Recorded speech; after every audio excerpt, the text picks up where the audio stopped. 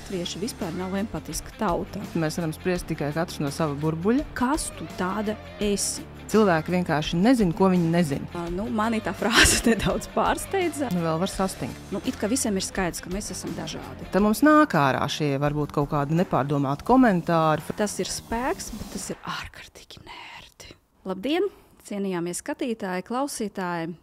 Šodien mēs runāsim par ļoti interesantu un nozīmīgu tēmu – par dažādību. Un es esmu aicinājusi ciemos dažādības un komunikāciju eksperti Vītu Stīģi-Škuškovniku. Labdien, Vīta! Labdien! Dažādība. Šī tēma tiešām paliek ar vien aktuālāka un aktuālāka mūsdienas. Ļoti daudz jau uzņēmumi šodien izstrādā dažādības politikas, ieskaitot augstskolas. Augstskolām arī ir jābūt dažādības plāniem. Un tad rodas jautājums, kas tad īsti dažādība ir? Viena no definīcijām ir pateikts, ka dažādība tā ir māksla domāt neatkarīgi kopā. Vita, bet kā tu saproti dažādību? Kas tas tāds ir? Jā, es klausos tikko tevis minēto. Man tas liekas ļoti mākslinieciski, pat filozofiski. Droši vien varētu šeit paņemt vīnu glāzi un ilgi padiskutēt par to. Protams, tā kā definīcijas esmu lasījusi ļoti daudz un dažādas, bet tā vienkāršot sakot, dažādība jau patiesībā ir mūsu visu kopīgās un atšķirīgās lietas, kas ir gan saistīts ar mūsu vērtībām, dzīves uztveri, vēsturi, no kurienes mēs nākam, mūsu ģimeni, mūsu izglītību, mūsu pieredzi, valsti, tradīcijām un ļoti daudz ko citu. Tā kā gan kopīgās lietas, gan atšķirības. Bet, ja mēs skatāmies, kāpēc pieaug dažādības nozīmē, tad es esmu paskatījusies arī darba devēju aptaujas. Ir tāds dažādības kompas, kurā ir pavisam interesanti dati. Aptaujas dati ir par 2023. gadu, un tur ir minēts, ka 69% darba devēju ir novērtējuši to, ka dažādība ir svarīga uzņēmumiem. Pie tām īpaši svarīga atsevišķos aspektos, un tur ir minēts, piemēram, 23% darba devēju saka, ka viņi redz ieguvumus tieši darbinieku piesaistē, tad acīm redzot tiešām dažādībai ir nozīme un vērtība darbinieku acīs. Tad ļoti interesants rezultāts, ka 13% darba devēji minēja to, ka palielinās darbinieku motivāciju un lojalitāti uzņēmumā. Arī interesants rezultāts, bet visvairāk mani pārsteidza tas, ka 15% darba devēji ir atzīmējuši, ka ir labāki finanšu rezultāti, un šīs rādītājs sakrit arī ar starptautiskiem pētījumiem, tad mēs varam pateikt, ka tas nav tā kā diskusija pie vīna glāzes, tam tiešām ir nozīmē. Te pašā laikā gan starptautiski, gan Latvijā jau ir dažādi normatīvie dokumenti un rekomendācijas dokumenti. Viens no tādiem dokumentiem, ko es esmu redzējis, ir dažādības harta, un tur ir minēti vairāki aspekti. Ja? Tad, kas būtu jāievēro, kā nedrīkst pieļaut diskriminācijas pēc vairākiem aspektiem, un tur ir minēts rase, dzimums, seksuāla orientācija, laulība, invaliditāte. Bet jautājums, vai tā dažādības harta ir pieminēti visi aspekti, vai tomēr kaut kāds aspekts netiek ņemts vērā pēc tava viedokļa? Jā, pirms es atbildu šo, es laikam gribu atsaukties uz tevis iepriekš minēto, jo patiesībā, lai arī ir šie darba devēju labie rezultāti par to, ka dažādi aspekti dod foršus rezultātus un efektivitāti, tomēr joprojām arī citi pētījumi pierāda, ka īstenībā tikai vairāk kā 60% uzņēmumu vispār nodarbojas ar dažādības vadību, un pārsvarā tie ir lielie uzņēmumi. Mazie un vidējie ir kultrāki. Līdz ar to te arī var droši vien skatīties, kas tās pa nozarēm, kas tur ir pa specifiku jau darbinieku struktūrā un analizēt vispār vairāk. Ja mēs skatāmies uz tiem dažādības veidiem, tad droši vien tie, kurus tu nosauci, ir tie paši populārākie, loģiski, arī Latvijā paši populārākie, jo skaidrs, ka atkarībā no valsts un, populācijas vispār konkrētajā reģionā, arī tās atšķirības un aspekti var būt pilnīgi citi. Bet jāsaka, ka pēdējā laikā arvien populārāk kļūst runāt tieši par neirodažādību, par dažādiem aspektiem, kas ir saistīti ar cilvēku domāšanu, uztveri, teiksim, ar ēšanas traucējumi, mentālās problēmas, arī, piemēram, pat arī dažādības un iekļaušanas fórumā man bija iespēja izmēģināt dažādības simulātoru, lai paskatītos, kā, piemēram, dzīvi uztver cilvēki, kuriem ir disleksija vai varbūt runas traucējumi. Tās ir tās lietas, kas ir populāras. Protams, arvien lielāks uzsvars tiek likts arī uz šiem dažādiem ģimenes aspektiem. Vispār ģimenes jēdziens kā tāds dažādos aspektos, gan par to, kas ir ģimene, gan no kā sastāv ģimene, kādas ir ģimenes struktūras. Un īstenībā arī pie dažādības, jo mēs skatāmies uz daudz dažādiem cilvēku dzīves svarīgiem aspektiem. Piemēram, pēdējā laikā ļoti arī tiek izcelti jautājumi, kas ir saistīti ar dažādām darbinieku un darbinieku tuvinieku veselības problēmām. Piemēram, viena no tām ir populāra onkoloģija, kas arī ļoti ietekmē pašu darbinieku un arī tuvinieku darba dzīvi, kas arī ir viens no tādiem aspektiem, kas ir jāņem vērā, lai atbalstītu darbiniekus, lai viņiem ļautu kaut kā iekļauties vai pielāgotu viņu darba pienākumus un ritmu. Tā kā īstenībā ir šīs lielās grupas, bet patiesībā jau mēs katrs esam dažāds. Un, tāds kā mēs, neviens cits uz šīs pasaules vairs nav. Līdz ar to mēs nevaram pat varbūt īsti uzskaitīt pilnīgi visus dažādības veidus, jo tad mums ir jāiedziļinās ļoti detalizēti visā, no kā sastāv mūsu dzīve. Tas ir ļoti interesanti, jo, ja mēs skatāmies uz to, kā dažādība nav tikai tas, kas ir minēts dažādības harta, bet ir arī ļoti daudz citi aspekti, tad šeit es varbūt uzreiz gribu uzdot tev vienu jautājumu. Man bija plānots cits jautājums, bet es uzdodu šo jautājumu, jo kāpēc cilvēki, it kā visiem ir skaidrs, ka mēs esam dažādi. Tā ir aksioma, es teiktu. Cilvēki ir dažādi. Man, piemēram, pašai vienmēr ir tāda kā mantra, tad, kad es sāku nedaudz dusmoties par to, ka kāds mani nesaprot, vai kādam viedoklis ir cits, vai nav izdarīts kā vajag, vai kādam ir tāda uzvedība, kuru es nevaru akceptēt. Es tā kā nedaudz saku dusmoties, un pēc tam es sev vienmēr atkārtoju, Oksana, cilvēki ir dažādi. Punkts. Tāpēc, ka mēs tiešām zinām, ka tu nevari ietekmēt citu cilvēku domāšanas veidu. Minimāli var, bet pa lielam viņam ir cits. Viņam ir tiesības domāt savādāk un uzvesties savādāk. Cik dīvaini tas varbūt neizklausās. Bet man ir jautājums, kāpēc cilvēki, mēs tik daudz runājam par to, ka ir jābūt tolerantiem, empatiskiem un tā. Kāpēc cilvēki tādi nav? Kāpēc tu tādu tu domā? Kāpēc viņi neuzvedās un neakceptē citu cilvēku dažādību? Kāpēc viņi neiet uz to, ka citam cilvēkam var būt cits stāvoklis, cita situācija, un tev ir jāsaprot un jāatbalsta viņš? Tāpēc, ka pēc dabas mums visiem gribās automātiski reaģēt no tā sava dzīves skatījuma un dzīves pieredzes.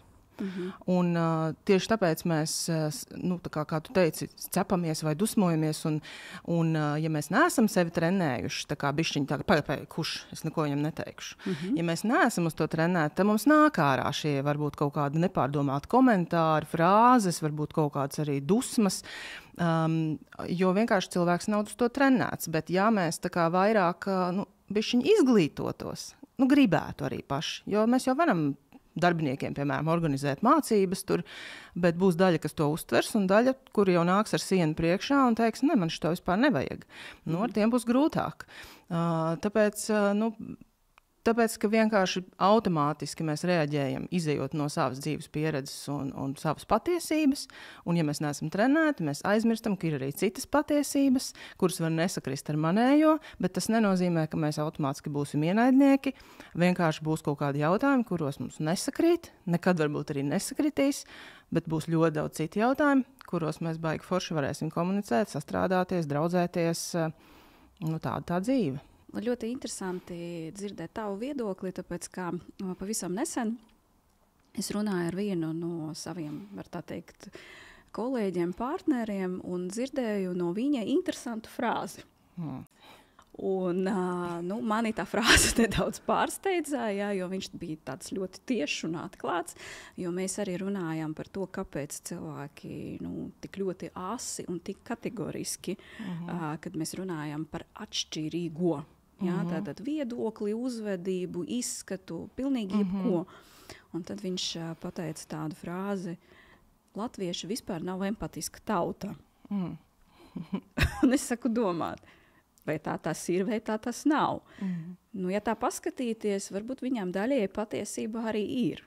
Es neuzņemtos spriest, vai latvieši ir vai nav empatiska tauta, bet ja mēs paskatāmies tajos kategoriskajos izteicienos, ko mēs varam redzēt sociālajos tīklos, īpaši, arī mēdījos dažreiz, varbūt viņam ir taisnība. Kā tu domā? Es domāju, ka es neesmu redzējis nevienu pētījumu tieši par latviešiem un empātiju, līdz ar to man ir grūti spriest. Mēs varam spriest tikai katrs no sava burbuļa. Otrs, man liekas, tāda milzīgākā kļūda, ko vispār dzīvē darīt, ir vispārināt lietas. Arī dažādības kontekstā vispārināt lietas. Mēs nekad nevaram teikt, ka visi latvieši, vai visi bērni, vai visi melnādainie, vai visi tur vegāni. Ja? Mēs nezinām. Nē, visi nekad nebūs vienādi, jo vēl būs miljons citi aspekti, kuri to var ietekmēt. Bet tas, ka empātiju mēs varētu vienmēr uzlabot, tas gan ir skaidrs. Empātiju, emocionālo inteliģenci, un tur vienkārši atkal ir jābūt cilvēkam nobriedušam kaut kādā līmenī līdz tam, ka viņš ir gatavs šos citus viedokļus vai pieredzes pieņemt, ieklausīties, mācīties, uzdot jautājumus, nevis uzreiz aizspriedumaini reaģēt. Tā kā... Bet zini, par ko es padomāju? Tad, kad viņš to teica, man galvā ienāca tāda doma, ko es novēroju šobrīd sabiedrībā, un tas ir tāds varbūt trends, kas ir nedaudz uzspiests, ņemot vērā vispār pēdējā varbūt 10 gadu esošos trendus. Ja? Tas ir tāds trends, ka mēs aizmirstam par to, ka priekšā mums ir cilvēks. Mēs tādu to cilvēcisko humāno aspektu tā kā pavirzām bišķītiņ. Ja? Un tas humanisms, ja, par ko runāja jau no seniem laikiem, diezgan ilgi, kas izceļās priekšplāna, tad tagad tas humanisms viņš kaut kā, viņu mēģina kaut kā aizbīdīt. Un es domāju, ka ja mēs runājam par empātiju, tad tas, kas būtu jāatceras ikvienam no mums, ja, ka pirmajā vieta ir cilvēks. Sakumā tu skaties uz cilvēku, kas viņš ir kā cilvēks, un tikai pēc tam sāc kaut ko. Ja? Un otrs aspekts, nevajag dzīvot ar stereotipiem.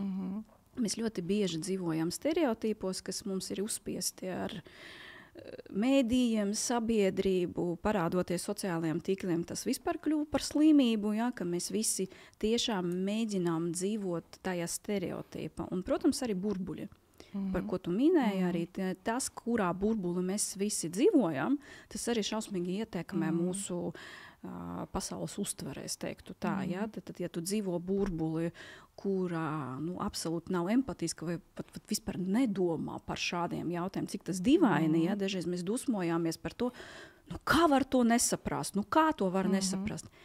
Bet īstenībā es nonācu pie secinājuma, ka ir lietas, par kurām cilvēki pat neaizdomājas. Viņi nevar saprast, tāpēc, ka viņi nedomā par to.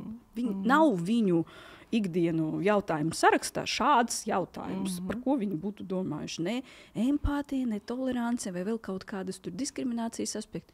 Nav. Šeit es gribu vienkārši tev papildināt. Man vienmēr patīk pateikt, ka ir tāds jēdziens kā neapzinātā neapzinātība. Jā. Cilvēki vienkārši nezin, ko viņi nezin. Tieši tā. Un tāpēc kādam tur tā lieta, kad mēs par kaut ko runājam, uzrakstam kaut kādu rakstu, nolasam kādu lekciju, vienalga vēl kaut ko, mēs iedodam jauna tēma, un cilvēks pirmais, ko viņš dara, protams, ka viņš pretojās. Tās ir pārmaiņas, viņam no viņām ir bail, viņš to nesaprot, viņš nezina, kā tā arī var būt, es pirmoreiz dzirdu, tā nevar būt. Tad viņam jau ir apzinātā tā neapzinātība, man liekas, kā tas saucās. Un pēc tam, ja viņš ir jau gatavs tālāk, viņš jau var mācīties, tad viņš jau var apzināties, ko viņš nezina. Un tad jau viņš var iet tālāk un, piemēram, atsaucoties uz tavām pašām noskurināšanos par dusmām, tu tā tad zini, ka iespējams tu kaut ko nezini. Un tu sevi apslāpē, es varbūt par to painteresēšos, vai pajautāšu tam cilvēkam, kāpēc viņš tā reaģē. Jā. Kāpēc viņš tā domā. Un tas ir tas, kā sabiedrība dabiski iet cauri kaut kādam šim tādam evolūcijas līmenim. Bet arī tas, ko tu minēji par to cilvēku, tieši tā arī ir. Īstenībā, ja mēs runājam par vispār dažādību kā tādu, galvenais īstenībā centrā ir cilvēks. Jo viss, kas notiek tālāk, ir par un ap cilvēku. Jā. Tā arī ir. Mani ļoti personīgi uztrauc tas, ka mēs kaut kādā brīdī, man grūti pateikt, kurā brīdī mēs pazaudējam šo humāno aspektu, ka mums būtu jāfokusējas uz cilvēku, nevis uz kaut ko, kas ir apkārt cilvēkam. Bet manuprāt, ka mums ļoti daudz liekā. Jā, tad mēs aizmirsām, ka mums tur centrā ir cilvēks, par kuru īstenībā būtu jāpainteresējas, kas viņam ir galva. Bet tā viena lieta, par ko tu arī pieskaries, tas ir bailes.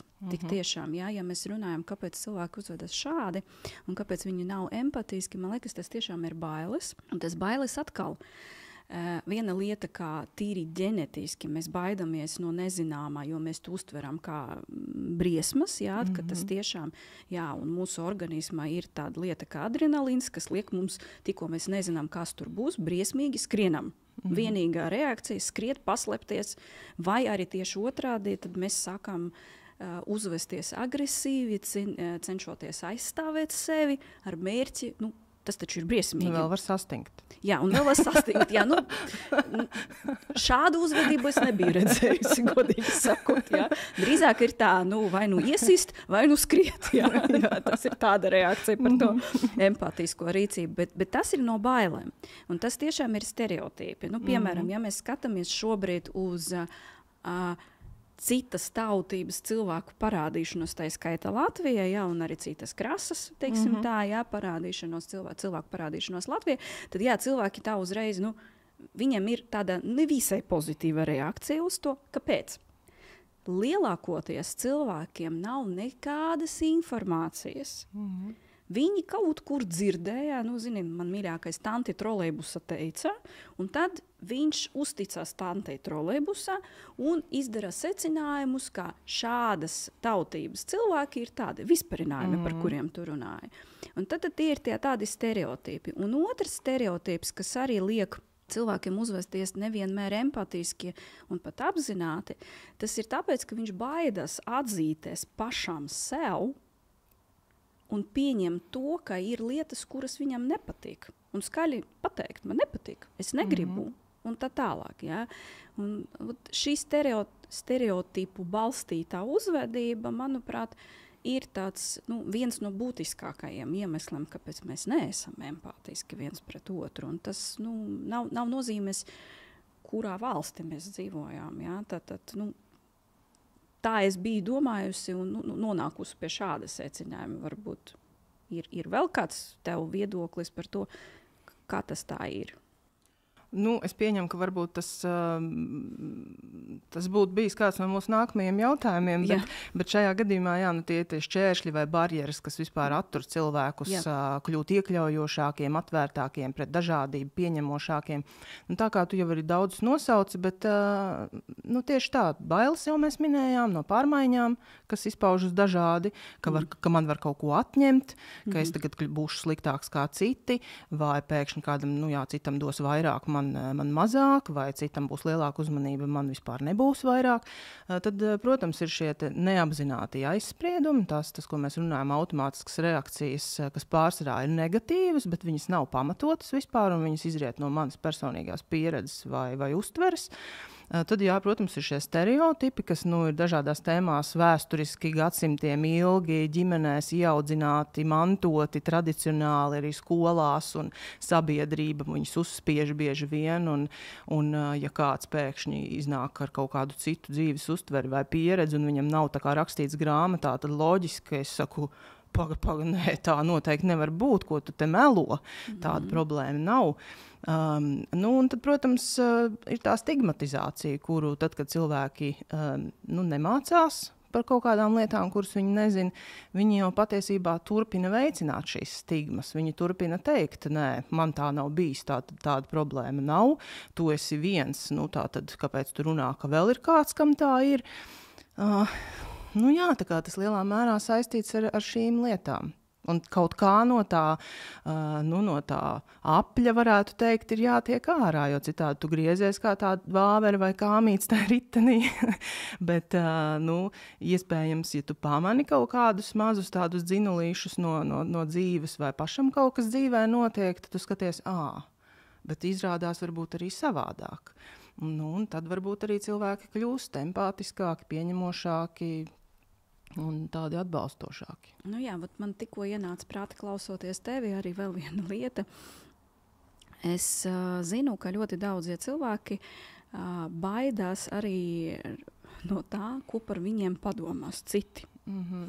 Un es atceros, man bija diskusija ar vienu psihologu, un mēs ar viņu diskutējām tieši par šo jautājumu, un viņa pateica ļoti labu frāzi, ko es joprojām atceros.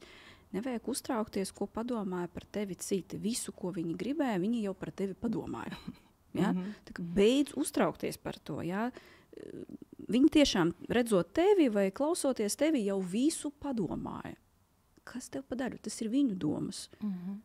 Viņi par to domā, viņi par to pārdzīvo, viņiem ir tur kaut kas galva, ne tev. Jā, šeit arī forši papildināt, ka kādreiz mēs saņemam kaut kādus komentārus. Nezinu, naidīgus dzīvē, internetā, vai kaut kādas frāzes, padomus, kaut ko. Es esmu diezgan daudz tādu saņēmusi, un tad, protams, sākumā ir tāds, tā kā ar augstu ūdeni apliet sajūta, bet kaut kādā brīdī, protams, es iemācos saprast, ka tas nav par mani.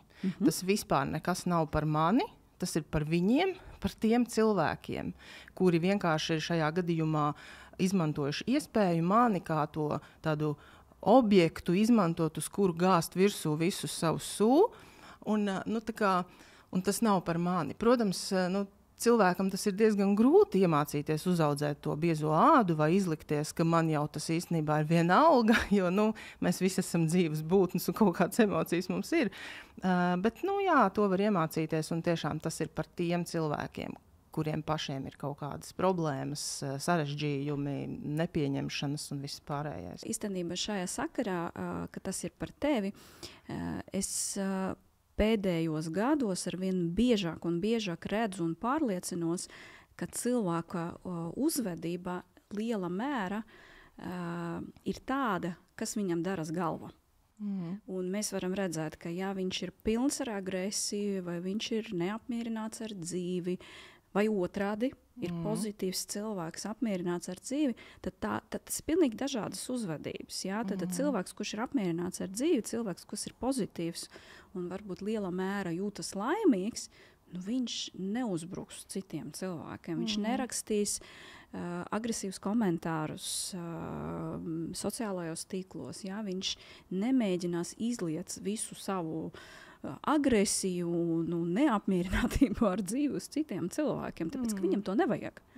Viņam ir daudz citu lietu, ar ko nodarboties, papriecāties par dzīvi, un ja kādam sanāk darīt lietas labi, viņš būs tikai un vienīgi priecīgs par viņiem, nevis tā, ka uzreiz vajag parādīt to, kā, nezinu, man liekas vispār interesanta tāda teorija pēdējā laika, ja mēs redzam, ka kāds kaut ko dara labi, tad daudziem cilvēkiem pamanīja, ir tāda kā skaudība. Un viņi šo skaudību sāk demonstrēt ar to, ka vajag noniecināt citu, lai parādītu sevi. Un tad es, kad skatos uz šādu uzvedību, es domāju, ko tu gribi demonstrēt apkārtējai pasaulē? Ka tu esi neizglītots, ka tu esi neapmierināts, nelaimīgs cilvēks. Ok, rādi to. Bet es negribu piedalīties tavā spēlē. Tad es šajā spēlītes nespēlēju. Man ir cita dzīve, man ir savs ceļš, savs burbulis, ja gribat, un es negribu dzīvot tajā tavā negatīvajā burbulī. Ja tev tur patīk, ok, dzīvo. Ja negribi, mēs varam dzīvot citā burbulī, kur ir daudz interesantāk, skaistāk, un ir krāsas, ne tikai melna un balta, bet ir citas. Ok, welcome. Ja? Tas tiešām tā ir. Un otrs aspekts, par kuru tu minēji, kas tiešām zināšanas un izglītībā attiecīgajos aspektus ir tāds pamatīgs trūkums cilvēkiem. Viņi nezina tiešām, ka var būt savādāk. ka ir savādāka dzīve, ka ir savādāki uzskati. Nesen arī ar vienu kolēģi apspriežām interesantu lietu. Viņi stāstīja par eksperimentu, ja, par to, ka, ja es pareizi atceros, bija paņemtas 2 pēles, un viena pēle dzīvojot tādā savā burīti, un otrai pēlē visu laiku rādīja jaunas iespējas. Jā. Un tad viņiem kaut kā tur bija paaugstināja stresa līmeni vai kaut ko tādu. Tā pēle, kurā redzēja jaunas iespējas, viņa izdzīvoja. Tā, kura dzīvoja būri, viņa nomira. Kāpēc? Atbilde ir skaidra. Ja? Tieši tas, ka tev ir plašs skatījums uz pasauli, tevi notur. Ja tu dzīvo savu būri un neko citu neredzi, ar laiku tu tiešām nevari izturēt un izdzīvot. Tāpēc, ka tu pat nevari iedomāties, ka var savādāk. Tāpēc varbūt šāda veida cilvēkiem ir grūti saprast dažādību. Viņi to neredzēja. Jā. Bet es gribu tev arī pajautāt vienu tādu personiskāku jautājumu.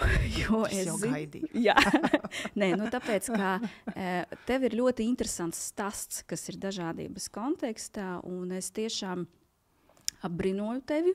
Jā, jo es godīgi sakot lepojos, ka tu izgāji ārā un stāsti savu stāstu, jo tas ir tieši par to, ko mēs tikko parunājam, ka nevajag baidīties un vajag parādīt cilvēkiem, ka ir arī citi stāsti. Tie nevienmēr priecīgi, tie nevienmēr krāsaini, bet viņi ir. Un jo vairāk cilvēki zinās, ka ir citi stāsti, manuprāt, jo labāka sabiedrība mēs dzīvosim, tad mēs tiešām veicināsim to empātiju. Jo parasti tādi cilvēki, kuri varbūt ir citādāki, jā, ar citu skatījumu un varbūt inteliģentāki, viņi baidās par sevi parunāt, viņi baidās par sevi pastāstīt un pateikt savu viedokli, un pārējai sabiedrībai liekas, ka viņus var sist visu laiku, jā, un nedomāt par to, ka ir citi viedokļi. Un tāpēc tiešām man ir liels prieks. Viens no dažādības aspektiem, par kuriem tu runā, un tas ir absolūti jauns virziens Latvijai, ja, par to tiešām, man liekas, pirms tevis gandrīz nerunāja, tā ir bezbērnotība. Un man tiešām gribētos varbūt nedaudz pajautāt tā īsu versiju par tavu stāstu, ja, kā tu nonāci līdz tām, un kāpēc svarīgi par to runāt. Pirmkārt, paldies par labiem vārdiem. Tas vienmēr ir forši, jo katrs mazais labais vārdiņš iedod to motivāciju turpināt, jo, protams, ka ir ik pa laikam tāds domas, ka varbūt tam nav jēgas, jo attīstība varbūt nenotiek tik ātri, kā gribētos, bet tam ir par pamatu visi iemesli, kurus mēs jau tikko apspriedām. Tieši tā. Tas mans īsais stāsts ir tāds, ka mums ar vīru nevar būt bērnu bioloģiski, un izejot cauri dažādiem gan medicīniskiem, gan psiholoģiskiem procesiem, tajā brīdī, kad jau pēc diezgan daudziem gadiem, kopumā tie bija 10 gadi, kuros es dzīvoju tādā tumsā un bedrē un ar masku sejā, es sapratu, ka īstenībā es nevaru to noklusēt. Es nevaru noklusēt, kāpēc? Nevis tāpēc, ka man šausmīgi gribās stāstīt savu stāstu un man vajag, lai mani žēlo. Nē, man vispār nevajag nevienā brīdī, lai mani žēlo. Bet pat pēc tiem 10 gadiem publiskajā telpā nekur es neatradu vispār neko, kas runātu par to, ka cilvēkiem dzīvē bērni var neienākt, ka tam ir ļoti daudz un dažādi iemesli, ka nav tā, ka vienmēr piepildīsies pat pēc cerības, ticības un visādām iespējām. Un ka patiesībā atklājot, pati saņemot pirmo atbalstu no tādas starptautiskas kopienas, es pati priekš sevis jau sākumā atklāju, ka es taču neesmu tāda viena un ka viss, ko es esmu jutus un piedzīvojis, patiesībā ir īsts. Tā es esmu drīkstējis justies un ka ir vēl pasaulē diezgan daudzas sievietes un arī vīrieši, kuri jūtās vai ir jutušies līdzīgi. Bet Latvijā neviens par to nerunā, nestāsta, nav nekāda psiholoģiskā atbalsta pieejamības, ir tikai veiksmes stāsti. Un, tad es 2021. gada vasarā izveidoju Instagram profilu Dzīve bez bērniem, un kā es tagad tiešām visiem saku, izejot cauri, tagad jau 3 gadi pagājuši, es saprotu, ka tas mainīja man dzīvi radikāli, jo es tiešām nebiju domājis, ka es nodarbošos ar to, ko es tagad nodarbošos, bet tas profils man atvēra pasauli vēl plašāku, es satiku ļoti daudz cilvēkus, kuri arī jūtās un ir jutušies tāpat kā es. Katram, protams, ir individuāla situācija, bet ir šī tēma ļoti aktuāla ļoti daudzās ģimenēs, ļoti daudziem cilvēkiem. Man bija svarīgi to pētīt arī zinātniskā līmenī, izveidot šo terminoloģiju latviešu valodā. Jo tas jēdziens, ko tu minēji, bezbērnotība, tas nav mans izgudrojums, tāds latviešu valodā eksistē, bet man gribējās analizēt sīkāk, kādi tie veidi var būt. Un, šobrīd es par šo tēmu tiešām es domāju, ka es esmu pirmā Latvijā, kas arī ir veicinājis diezgan daudz dažādas mēdīju un cita veida diskusijas. Es par to arī vadu lekcijas, es vadu sievietēm atbalsta grupas. Man arī šobrīd notiek viena grupa, kur mēs tuvojamies finālam. Un, pateicoties arī šai tēmai, es esmu iepazinusi daudzus cilvēkus, kuriem ir cita veida dažādības aktuālas dzīvē, un tas ir man pavērs plašāk to, ka es esmu par dažādību vispār sākusi interesēties. Un patiesībā neatkarīgi no dažādības veida, mums visiem ir ļoti daudz kopīgu lietu, arī daudz kas no tā, ko mēs jau runājām, kas tiešām, un arī tiekoties ar daudz cilvēkiem, ar dažādiem dzīves aspektiem, es saprotu, bet klausies, mums ir tik daudz kopīga, gan šie cilvēku aizspriedumi, gan uztvere, gan paši, kā mēs esam jutušies, gan kaut kādas sajūtas, emocijas, zināšana trūkums, empātijas trūkums, noliegums no sabiedrības. Un tāpēc, tas ir kļūst par tādu manu profesionālo darbību, bet arī tādu iekšējo, es zinu, ka man tas ir jādara. Bet šeit es gribu tev pajautāt arī tie stereotipi, ar kuriem tu saskaries. Ja? Jo es, piemēram, man pašai bērns ir, un tas negāja viegli. Tas arī bija diezgan ilgs ceļš. Un es zinu, ka tie stereotipi un aizspriedumi sabiedrība, kas mums joprojām ir, tad mans mīļākais jautājums, ko es dzirdēju diezgan ilgu laiku, kā tad tu dzemdēsi? Kad? Nevienam tajā brīdī nebija ienācis prātā, ka šis jautājums bija izsītis mani no sliedēm pamatīgi. Un, kad tu teici, es arī dzīvoju ar masku sejā, kā smaidīju, kā tāds muļķītis, kā man taču viss ir kārtība. Jo man vienmēr likas, ka nevienam nav jāskaidro, kāpēc man ir sāpīgi. Līdz brīdim, kad man tas tiešām piegriezās, piedodiet par izteicienu, un es padomāju, kāpēc man jācieš no šiem jautājumiem? Un tad es vienai kolēģei, starp citu darba vieta, kura man atļāvās man uzdot šādu jautājumu, es pagriežos un ļoti āsi viņai pateicu, kāpēc tu uzdod man šādu jautājumu? Kāpēc tu vispār domā, ka tev ir tiesības man šo jautāt? Kas tu tāda esi? Ej tu 2 maijas tālāk ar savu jautājumu. Ja? Tev nav kam pajautāt, tev nav kam piesieties ar šo jautājumu. Liec mani mierā. Ja? Tad, kad es atceros, man parādījies bērns, tad citā kolēģe atļāvās man uzdot vēl vienu jautājumu. Kad tad otro? Tāda nebeidzama ķēdīte. Nebeidzama ķēdīte, un tad es viņai teicu, es saku, klausies, nē, tu man tagad neuzdos. Tajā brīdī es jau zināju, kur sūtīt, kādu karti uzzīmēt šim cilvēkam, kādu virzienu viņām norādīt, lai viņš dotos. Ja? Un es atceros, man bija arī stāsts ar manu veco mammu arī vienu brīdi, kad viņa arī atļāvās man uzdot šādus jautājumus, un tur vēl viena radiniece man teica, ka man vajag otro, un tad es viņiem visiem skaidroju vienu lietu. Es, kā cilvēks, esmu tiesīgs izvēlēties dzemdēt vai nedzemdēt. Un jūs varat ar saviem viedokļiem, vēlmēm, stereotīpiem iet pastaigāties tālākajā erotiskajā ceļojumā. Tāpēc, ka tas nav vienkārši izturāms šos stereotīpus un šos labus cilvēkus klausīties. Nevajag man to. Es pati esmu tiesīga pieņemt lēmumu, ko, kad, ar ko un cik. Tas tiešām ir briesmīgi. Un tad šajā gadījumā es pieļauju, ka tev arī nācies ar to visu sadzīvot. Protams, un kurā brīdī tu sāki sevi aizstāvēt? Redz, arī tas, ko tu stāstīji, ļoti žēl, ka tā ir, bet tas arī pierāda, ka ne jau es biju vienīgā. vai ne? Tieši tā. Un joprojām es katru reizi kaut kādās situācijās apstiprinu, ka joprojām cilvēkos nekas īsti nav mainījies, jo šie jautājumi turpina būt dažādās formās, dažādās situācijās, dažādās vidēs. Protams, ka es esmu dzirdējusi ļoti daudz komentāru, jautājumu, frāžu, un atkarībā no tā dzīves brīža, kurā es pati esmu bijusi, tad, kad arī tas, ko teicu, ka vienā brīdī tu biji gatava cilvēkiem atbildēt. Redz, mēs katrs kā cilvēks varam būt dažādās šajās dzīves situācijās un posmos, un tad, kad tas ir ļoti sāpīgi un ļoti grūti, mēs neesam gatavi atbildēt. Mēs varam uzlikt masku, stulbi smaidīt, atjokot, tad pienāk kaut kāds brīdis, kad arī tas mums liekas pa grūtu, mēs varbūt sākam izvairīties no iešanas kaut kādās sabiedrībā, uz kādiem pasākumiem vai pie kaut kādām sarunām ceļamies, ejam projām, jo negribam, lai mūs kā objektu izvēlās. Tad, kad mēs kļūstam bišķiņi stiprāki vai pārliecinātāki par sevi, ka nav jau vērtība tikai tad, ja es esmu māte, tad mēs varam sevi sākt aizstāvēt, vai nu pateikt, kā ir, kas cilvēkiem parasti ir šoks, vai nu pateikt, izbeidz uzdot šos jautājumus.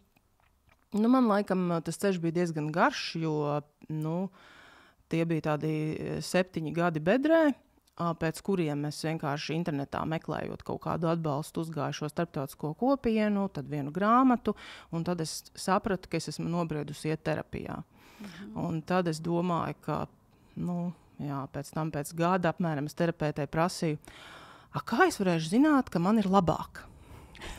Labs jautājums. Es viņai prasu, kā es varēšu zināt, jo es gāju regulāri reizi nedēļā, un viņa man saka, kā tu varēji zināt, ka tu esi iemīlējusies kādreiz? Tad, kad tā būs, tad tu pati noteikti sapratīsi. Un tiešām pienāca kaut kāds brīdis, kad es jūtu, bet es jūtos mierīgāk, es varu cilvēkiem atbildēt. Dažreiz es saprotu, es netaisos uz šito tērēt enerģiju, es vienkārši nopūšos un saku, tak tu galīgi apmēram. Ja? Un tad, kad man vēl bija citi aktuāli jautājumi vispār dzīvē, kas es īsti esmu, ko es īsti gribu darīt un ka es gribu to saprast un apstāties, tad es nonācu līdz tai domai, ka man par to ir jārunā, un tas jau, protams, bija cits līmenis, un tagad ir cits līmenis. Tagad man ļoti retos gadījumos kāds svešs cilvēks, ieejot tiešām jaunā kolektīvā, jaunā vidē, var pajautāt kaut ko par bērniem, un tad, protams, klasiskā frāze, bet tagad vīrs vairāk dabūna jautājums, jo viņš ir sācis arī runāt. Tad klasiski, protams, ir jautājums, kāpēc tad jūs neadaptējat? Jā, tagad tie jautājumi man ir savādāki. Tie vairs nav personīgi jautājumi. Bet, zini, par to adaptēšanu es atceros man pašai, kamēr mēs gājam pie bērna, ik pa laikām es arī biju domājusi par to jautājumu, varbūt adoptēt. Un tad es saku sev uzdot ļoti nopietnu jautājumu, vai es esmu gatava, no vienas puses skaisti skan tie divānu eksperti, viņi saka, kāpēc nedot tiesības, iespēju tam mazām cilvēkam? Jā, bet tajā pašā laika ir jāsaprot un godīgi atbildēt sev uz vienu jautājumu, vai es varu būt laba māte tam cilvēkam, labs tētis. Ja tu dziļi padomā par to, tad tu redzēsi, ka tas nav vienkārši jautājums, tas ir ļoti sarežģīts jautājums. Un vēl viena lieta, ko es gribētu šajā sakarā pateikt, arī par uzņēmumiem. Ja? Uzņēmumos, kā uzņēmums var šajā gadījumā tomēr veicināt šo dažādības kultūru, tu iekļauj šo kultūru. Pieņemsim skaidrs, kā tad, kad mums ir personāla atlase, mēs neuzdodam šādus jautājumus. Tas jau ir ar likumu atrunāts. Bet tad, kad darbinieks ir kolektīva, kāds tas uzvedības modelis vai kāda kultūra varētu būt, lai tas atbalstītu tiešām to dažādību. Nav tikai tā bezbērnotības konteksta, bet vispār kā tāda. Kā audzināt, tas varbūt nav īsti labs vārds, kolektīvu, būt gataviem akceptēt dažādību, neuzdodot muļķīgus jautājumus. Jo es, piemēram, pēdējās 2 nedēļas sapratu, cik svarīgi uzņēmumam ierakstīt savās politikas nepieņemamu uzvedību kolektīvā, nosakot, kas notiks, ja darbinieki uzvedās nepieņemami. Pilnīgi ar sodiem, jo citādi, manuprāt, to nevar izdarīt. Atklāti jāpasaka, ko mēs nepieņemam. Man vienmēr ir bijis tāda, kad es dzirdu kādus diskriminācijas gadījumus, neatkarīgi, vai tas ir darbinieks pret darbinieku, pret studentiem, pret partneriem, man tas ir kā sarkana lupa tabulim, man tas liekas tik ļoti nepieņemami. Nedrīkst tā darīt. Man vienmēr primāri ir tas humānais aspekts, ja? Tu vari būt jebkurš cilvēks. Svarīgi, ka cilvēks, vai ne? Nu, pats svarīgākais droši vien arī ir runāt. Nu, tā kā runāt. Tas ir ieviest dažāda veida ikdienas pasākumus, lielākus, mazākus, kuri ir veltīti dažādām šīm dažādības cilvēku tēmām. Tās var būt gan lekcijas, gan semināri, tās var būt praktiskas darbinīcas, tās var būt diskusijas pie tējas, tie var būt pašu darbinieku dzīves stāsti, tie cilvēki dalās ar saviem stāstiem, ja viņiem ir drosme. Kas arī parāda, cik mēs esam dažādi. Tas ir arī, protams, dažādās personāla piesaistes un atlases sistēmās un arī vizuālajos materiālos, mārketingā rādīt to reprezentāciju saucamo, cik dažādi cilvēki pie mums, protams, lai tas nav tikai ķeksīšu pēc, ja mēs, piemēram, nodarbinam, cilvēkus gan ar invaliditāti, gan ar dažādu etnisko piedarību, gan varbūt ar citām dažādībām, tad, lai tas arī tā kā droši arī ir redzams, protams, lai cilvēki justos droši šajā vidē. Var, noteikti, protams, kaut kādas iekšējās komunikācijas vadlīnijas, kuras varbūt paredz neuzdot kaut kādus ļoti personīgus jautājumus vai just šo tolerances līmeni, kurā brīdī ir jāapstājās. Jo no otras puses mēs jau nekad nevaram zināt, kurš jautājums kuram var būt personīgs. Es jau arī esmu diezgan trenēta, bet es zinu, ka katru dienu man ir sevi jātrenē, jo es varu kādam kaut ko pateikt. Mēs visi esam cilvēki, vai ne? Bet tur jau tā lieta rādīt, stāstīt, lai tas ir mūsu ikdienā. Un vienmēr jau būs kaut kāda daļa cilvēku droši vien, kas īsti nepadosies. Bet tad arī tas var būt iemesls, kāpēc mums sakrīt vai nesakrīt darba attiecībās, būt kopā, piemēram. Un droši vien arī dažādu sistēmu ieviešanā, tajā pašā lojalitātes politikas veidošanā vai atbalsta sistēmā, ir jautāt arī pašiem darbiniekiem. Veikt kaut vai kā šīs ikgadējās kaut kādas novērtēšanas aptaujas vai fokus grupas vai diskusijas un jautāt, kā jūs jūtaties, vai bija kādas situācijas, kad jūs jutāties aizskarts vai diskriminēts, ko jūs gribētu, kā jūs justos labāk, kas varbūt ir kaut kādas lietas, kuras jums pietrūkst. Un tad to visu pārveidot tā, lai katrs no tā visa kopuma var sev paņemt to, kas viņam ir aktuāls, nevis, ka mēs pa grupiņām sakam, šitas būs darbiniekiem ar bērniem, šitas būs pirmspensijas vecuma darbiniekiem, šitas būs tikai tiem, kam ir tur kaut kāda invaliditāte, ja? Bet, jo tā jau mēs izceļam tieši to, ar ko katrs ir atšķirīgs, bet noformulējam tā, lai es varu paņemt savai vajadzībai, tu savai, un pārējais ir vienojošs. Tieši šajā brīdī es saku domāt, dažādība, vai tas ir spēks, vai tas ir trūkums. Ir ļoti interesants piemērs no tāda pasaules līmeņa menedžmenta praktiķa, doktora Dizesa, kad viņš runā par to, ka dažādība ir spēks, tas nav trūkums. Un viņam ir ļoti labs piemērs, ko viņš gandrīz vai visus savos semināros piemin, un viņš saka, paņemam roku, ir 5 pirksti, tie ir dažādi, katrs pirksts pilda savu funkciju. Ļoti būtiski, lai mums visi pirksti funkcionē. Ja? Kaut vai vienu noņem, nogriež, ja? Tev būs grūti pildīt funkcijas pilnvērtīgi. Tātad tomēr dažādība, tā ir spēks. Protams, ir jāprot ar šo dažādību strādāt, vadīt to dažādību. Un vēl viens aspekts, ko es vienmēr gan studentiem, gan kolēģiem dažreiz arī mīnu, ka vienmēr ir jāskatās, kādi cilvēki mums ir vajadzīgi komanda, izējot no tā mērķa, ko mēs vēlamies sasniegt. Ir svarīgi gan gados jauni kolēģi, gan gados vecie kolēģi, jo vienmēr ir tāds paudžu konflikts arī eksistē mums. Jā, tie vecie parasti ir bremzes, kā viņus sauc, jā, tie jauni neko no dzīves nesaprot. Vienmēr ir tāda, jā, vecā paudze saka, mūsu laikos bija labāk, mēs tādi neesam bijuši, ka jūs tur tagad jauni kaut vai mēs mēs zinām, ka bija. Jaunie saka, vai tie vecie, viņi vispār ir dinozauri, kas šobrīd saka, jā, man bērns arī palaikam saka, mama, tu gan esi dinozaurs. Bet es vienmēr saku tā, bet mēs varam sajiet kopā un mācīties viens no otra. Tām jaunām viņam spēka un enerģijas ir vagons, viņš var ar savu enerģiju kalnus gāzt.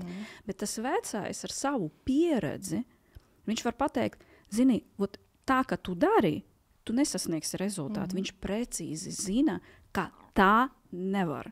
Viņš nezina, vai varēs ar kaut kādu jauno metodi, kuru, pieņemsim, viņš nav mēģinājis, bet ir metodes, ar kurām viņš ir strādājis, un viņš precīzi var atbildēt uz jautājumu, šī metode nestrādā. Un tad, kad tu domā, dažādība ir spēks vai trūkums? Es pilnīgi noteikti domāju, ka tas ir spēks. Bet, protams, ka tajā ir arī trūkumi, jo mums vienkārši ir šeit katrs cilvēks jāizprot, viņš jāņem vērā, un, protams, ka tas var prasīt vairāk darba, vairāk enerģijas. Taču ir dažādi pētījumi, kas rāda kaut vai, piemēram, viens no šķēršļiem darba devēja acīs ir tas, ka trūkst naudas, trūkst finansējumu, lai to ieviestu. Bet patiesībā, ja mēs paskatāmies, ļoti daudz lietas mēs varam izdarīt vienkārši paši kā cilvēki. Runājot, izturoties, trenējot savu šo empātiju, uztveri, tam nav vajadzīga nauda, tam ir vajadzīga iekšējā griba. Un, protams, ka tā dažādības vadība, tāpat kā jebkura cita vadība, ir stratēģiska prakse, kura ir jāievieš, ir jānosaka kaut kādi mērķi, ko mēs šajā brīdī gribam sasniegt. Vai mēs gribam piesaistīt tātad šos talantus, vai mēs gribam varbūt veidot jaunus produktus, vai mēs gribam kaut kādus jaunus sadarbības partnerus varbūt piesaistīt. Un tāpat kā citas stratēģijas, mēs droši vien arī šo pēc kaut kāda perioda pārskatām un uzstādām jaunus mērķus, un tad atkal skatāmies, kur tad tā mūsu dažādība iet, jo skaidrs arī disertācijas ietveros es veicu pētījumu, dažādas intervijas, un visi respondenti atzīst, ka nav tādas vienotas pieejas vai tendences, jo būvniecības uzņēmumā būs viena pieeja, bankā cita, izglītības iestādē cita, un tā tālāk. Līdz ar to, protams, ka tas ir ieguvums, jo iedomājamies, ja mēs atlasīsim darbiniekus tikai tādus, kā esmu es, vai tu atlasīsi tikai tādus kā Oksanas kopijas, ja? Tas nebūs baigi interesanti. Tas būs kaut kādā brīdī garlaicīgi, un tas būs diezgan liels strupceļš. Tāpēc tas noteikti ir ieguvums. Es domāju, ka ļoti daudzie vadītāji un uzņēmēji, kad viņi runā par dažādību, ka tas ir trūkums, visticamāk, tas ir tāpēc, ka daudz ērtāk, nevis vieglāk, bet daudz ērtāk ir strādāt ar vienādiem cilvēkiem kaut kādā brīdī. Ja? Ja tu pasaki kādu lēmumu, visi uzreiz saka jā. Ja? Tādi, kas saka, teicamnieki, ja var tā teikt. Bet viens no variantiem, kā es cenšos ieviest dažādības prakses arī tā skaitā lēmumā, pieņemšanas procesa. Latviski gluži, man liekas, un pat krieviski arī nav, man liekas, tāds labs tulkojums kā angliski, jo ir divas dažādas lietas, kas atšķirās ļoti būtiski. Tātad mēs parasti sakam lēmumu pieņemšana, bet angliski ir decision making and decision taking. Un būtībā ir absolūti dažāda. Tātad tas decision making process, tas ir vairāk tā kā dizainēšanas, lēmuma dizainēšanas process. Un tieši šajā posmā mēs varam ievērot šo dažādību, ļaujot cilvēkiem tik tiešām izteikt dažādus viedokļus, kuri var būt balstīti jebkuras stereotipos vai pieredze vai zināšanas. Nav svarīgi. Galvenais, kā ir tie dažādi viedokļi. Un jo vairāk dažādu viedokļu būs, jo mēs labāk varēsim uzdizainēt to lēmumu. Ja? Tas ir grūti, tas nav ērti, absolūti nav ērti. Tāpēc, ka vadītājs dzirdēs kritiku, visu kaut ko. Bet tajā brīdī, kad mēs vienojamies, ka mēs darīsim šādi, tad sākas decision taking.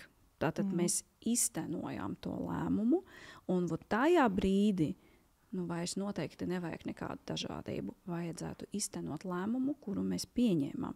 Jo ja mēs mēģināsim tā kā šupoties, mēs tādu rezultātu nesasniegsim. Protams, pie nosacījuma, ka nav nekādi būtiski ārēji varbūt faktori, kas var ietekmēt. Tas tiešām, bet es liecos uz to, ka tas ir spēks, bet tas ir ārkārtīgi nērti. Jā? Nu, jā, un svarīgākais, protams, lai tas nāk no augstākās vadības, jo augstākā vadība saka, jā, darīsim, tad tā ir zaļā gaisma un darīs. Jo, ja tas akcepts nebūs vai pašam tā griba, nu, tad arī īsti nekas nenotiks.